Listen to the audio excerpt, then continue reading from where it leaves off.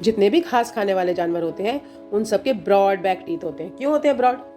क्यों होते हैं ऐसे ऐसे दांत? ताकि वो भोजन को चबा सकें। क्यों? आपने देखा होगा कि घास खाने वाले जितने भी जानवर हैं उनको घास को चबाना पड़ता है। अब चबाने के लिए तो चौड़े दांत चाहिए, नुकीले तो दांत से काम नहीं चलेगा। तो जितने भी घास खाने वाले जानवर होते हैं इन सबके दांत कैसे होते हैं? चपटे होते हैं और चौड़े होते हैं। टू हेल्प इन च्यूइंग, शाकाहारी जानवरों के दांत चपटे होते हैं। बिल्कुल इससे विपरीत होते हैं कार्निवर्स के teeth. They have pointed front teeth. शेर को कभी मुंह खोल के देखा है तुमने? ऐसे होता है ना। क्यों होते हैं? कुत्ते के दांत भी ऐसे होते हैं, लाइन के भी ऐसे होते हैं, लेपर्ड के भी होते हैं। क्यों? इनके दांत होते हैं मांस को चीरने के लिए। चीरेंगे नहीं तो क्या होगा जानते हो? जो शेर की जीभ होती है उसको अगर आप ध्यान से देखोगे तो उस पर छोटे छोटे छोटे छोटे छोटे छोटे कांटे होते हैं। अगर वो तुम्हें चाट भी लेना तो तुम्हारी पूरी स्किन उसकी जीभ पर उतर आएगी। क्यों? क्योंकि उसको तो हड्डियां चबानी होती हैं, हड्डियों के ऊपर का मांस खाना होता है, तो ये उसकी जीभ में कांटे कर देते हैं काम। हमारी जीभ तो नरम है, बट शेर की जीभ पे नुकीले नुकीले नुकीले नुकीले किले बने होते हैं, यानी कि खुरदरी जीभ होती है उसके। और मांसाहारी जानवरों के दांत चीड़-फाड़ में काम आते हैं। अब हमारे दांत जिंदगी में 2 ही बार निकलते हैं। एक बार दूध के दांत होते हैं जो कि 6 या 7 साल तक रहते हैं, है ना। तुम्हारे पैदा होने के 4 या 5 महीने के बाद उगने लग जाते हैं, अपने आप ही गिर जाते हैं, खून भी नहीं निकलता। बट जो दूसरे दांत होते हैं परमानेंट टीथ, वो संख्या में 32 होते हैं, जबकि दूध के दांत होते हैं 20। और ये अगर गिर जाए फिर तो ये वापस नहीं आते। इसलिए अपने दांतों की सफाई जरूर रखा करो और दिन में 2 बार ब्रश किया करो। चलो अब हम बात करते हैं काऊ और ज़ीब्रा के बारे में। आपको पता है काऊ और ज़ीब्रा ग्रास ईटिंग एनिमल्स हैं। तो ग्रास ईटिंग एनिमल्स के क्या होते हैं? Sharp small front teeth and back teeth are broad.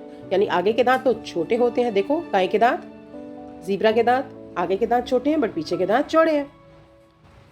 Zebra और जिराफ के आगे के दांत छोटे और पीछे के चौड़े होते हैं ताकि ये घास को अच्छी तरह से चबा सकें। अब ये देखो ये किसके दांत हैं? स्क्विरल और रैबिट के। कैसे दांत लग रहे हैं? लंबे हैं ना, शार्प फ्रंट टीथ हैं। और ये ग्नॉइंग यानी कि कुतरने के लिए बने हैं। जानते हो खरगोश और गिलहरी के दांत कभी भी नहीं गिरते, ये रोज बढ़ते हैं। अगर ये रोज कुतरा ना करे तो इनके दांत ऐसे होंगे जो पीछे की तरफ इनके मस्तिष्क को फाड़ के निकल जाएंगे। उससे बचने के लिए इनको रोज कुतरना पड़ता है। चीज़ों को कुतरते हैं और जिंदगी भर इनके दांत बढ़ते रहते हैं। Some animals don't chew. अब क्या कुछ ऐसे एनिमल्स भी हैं जो चबाने का काम नहीं करते? क्या तुम्हें पता है वो कौन से हैं? But they swallow the food, और वो भोजन को निगल लेते हैं बिना चबाए। कैसे? जैसे कि स्नेक अपने खाने को चबाता नहीं है। दांत जरूर देखते हैं इसके, बट वो छोटे दांत होते हैं जिसके अंदर जहर की थैली होती है। और हर स्नेक भी जो होता है वो जहरीला नहीं होता। सिर्फ 4 ही स्नेक जहरीले होते हैं जिनके बारे में तुम कक्षा 5 में पढ़ोगे। और दूसरा होता है फ्रॉग भी अपने भोजन को जीभ लंबी से निकालता है और उस पर भोजन चिपक जाता है, जैसे मच्छर या मक्खी चिपक गया और झट से मुंह के अंदर कर लेता है। तुमने ऑल आउट की ऐड तो देखी होगी मच्छर मारने वाली की। और तुमने गिरगिट को भी देखा होगा कैसे लंबी सी जीभ निकालती है और जानवरों को लपक लेती है और निगल लेती है। तो यहाँ हमने कुछ ऐसे जानवरों की बात करी जो भोजन को चबाते नहीं, अपने भोजन को निगलते हैं। अब हम बात करते हैं जीभ की बात भी हो गई और दांतों की बात भी होगी। अब हम बात करते हैं पंजों की, जिसे हम क्या कहते हैं? Claws are according to the food habit और हैबिटेट।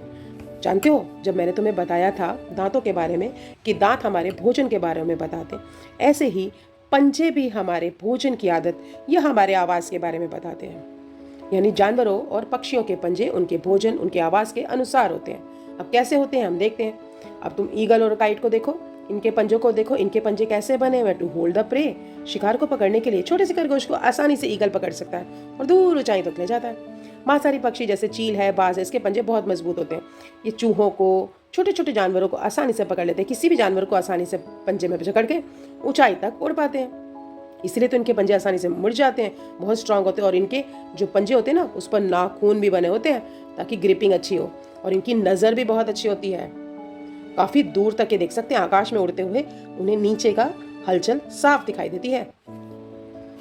नेक्स्ट आता है डक को देखोगे ध्यान से तो इसके पैर होते हैं जालीदार, यानी कि वेब फीट। और फ्रॉग में भी वेब फीट पाए जाते हैं। और ये क्या होते हैं? ये जो झिल्ली नुमा परत होती है ये पानी में चप्पू का काम करती है, फ्लिपर्स का काम करती है और ये स्विमिंग करने में मदद करती है। यानी मेंढक और बतख के पैर जालीदार होते हैं ताकि ये पानी में आसानी से तैर सके। अब हम बात करते हैं कुछ ऐसे पक्षियों की जो शिकारी तो होते हैं बट पानी में पाए जाते हैं। हिरोन, बगुला, क्रेन, सारस, फ्लेमिंगो। शायद तुमने देखा होगा राजहंस पिंक कलर के होते हैं। और ये प्रवासी पक्षी हैं, बहुत सारी इकट्ठी संख्या में हमारे देश में आते हैं, भरतपुर में, वहाँ रहते हैं, सर्दियाँ खत्म होते ही वापस चले जाते हैं। These are water wading birds. Wading क्या होता है?